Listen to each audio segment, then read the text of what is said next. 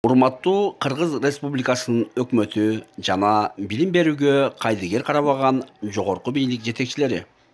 Азыр мен сиздерге Кадамжай районундагы Жаш Тилек толук эмес орто мектебиндеги көйгөйлөр жөнүндө баяндап бермекчимин. Бул мектеп 2007-жылы 100 окуучуга ылайыкталып ачылган. Бирок бүгүнкү күндө мектепте 600дөн ашуун окуучу өтө кыйын шартта 3 нөөмөт менен окуп билим алышууда. Бул ашкана. Анткени окуучулар үчүн класстар жетишпейт. Ошондуктан ушундай шартта ашканада да окуучулар тыгылып окууга мажбур болушууда. Ушундай чакан окуу класстарында 30дан ашуун окуучулар, мына карасаңыздар, биринчи катардагы окуучулар дубалга чейин жетип окушат.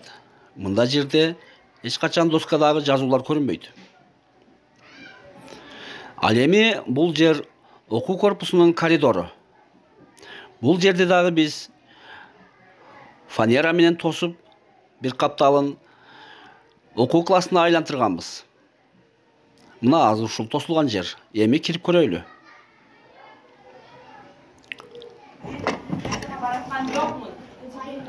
Ушундай кууш класста, атайын даярдалган класста окуучулар билим алып жатышат.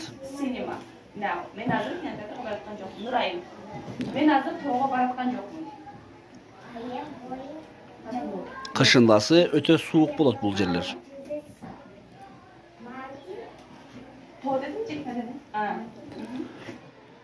Кезектеги окуу классына баш баксак, бул жерде абал андан да жаман.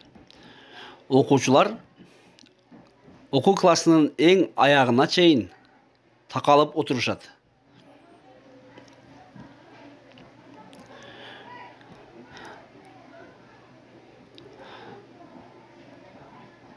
Ал эми алдыдагы окуучулар класстын эң алдына чейин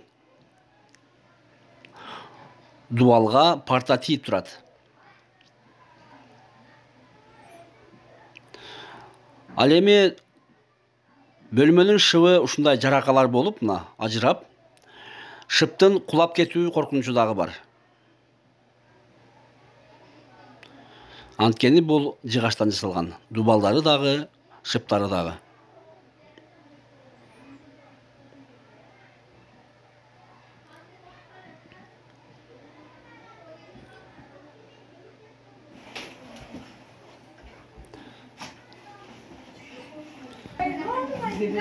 Бул ошол класстын четинен атайын бөлүнүп, компьютерлер жайгаштырылган кичинекей чакан бөлмө. Бул жерде окуучулар жана ушундай мугалимдер сабактарга даярданып атышат. А бул бөлмө администрациялык бөлмө. Бул жерде мектеп директору жана окуу бөлүмүнүн башчысы өз ишин аткарышат. Кезектеги класстык кана дагы мурдагы каналардай эле кичинекей. Узун туурасы 5 метрден болгон ушундай чакан окуу бөлмөлөрүндө 30дан ашуун окуучу тыгылып окууга мажбур.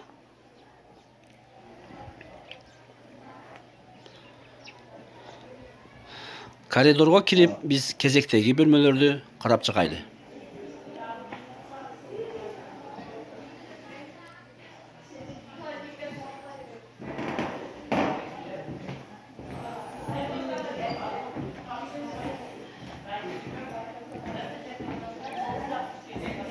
Бул орус тил канасы.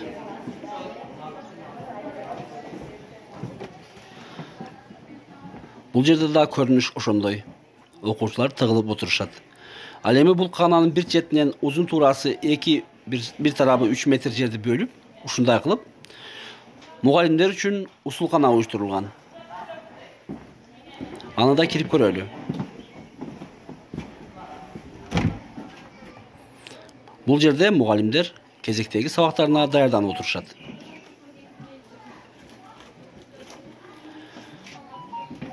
Жамааттагы 30дан ашуун мугалимди эске алганда, бул усулканага анын 3/1 да батпайт. Ал эми бул мектеп ашканасынын кухнясы. Бул жерде ушул эжебиз Даярдалган булочкаларды ар бир класска ташып, окуучулардын окуган жерине таратат.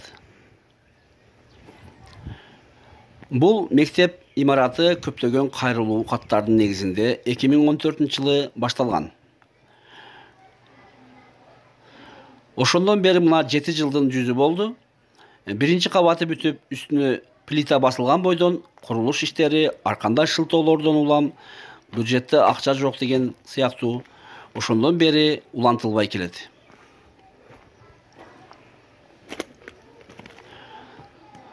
Жайдын ысыгында жана кыштын суугунда, кар жамгырлардын натыйжасында үстүнөн суу өтүп, мектептин кирпичтери ушундай барган сайын жараксыз абалга келип атат. Мындай болбоштугу үчүн жана биздин мектептеги көйгөйдүн чечилиши үчүн бул мектептин курулушуну тез аранын ичинде улантып ишке берүү керек. Ошондуктан биз жогорку бийлик өкүлдөрүнөн суранып кетебиз. Биздин мектептеги окуучулардын көйгөйүнү угуп, бизге жардам берип коюңуздарды суранабыз.